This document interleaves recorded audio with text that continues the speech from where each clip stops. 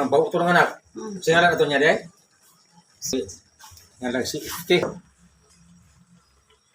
Plus, ang tono or gata.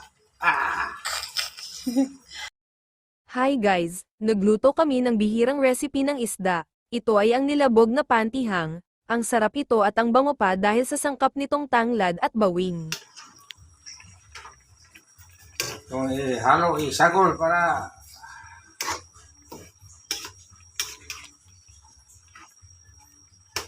absorb ang timpla. Gagawin ini pantihang, no? Oh. Pantihang nilabog. Nga pantihang.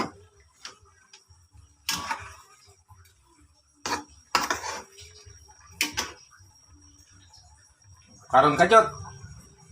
Ayun, haon. Dayon kaon. Tilawan.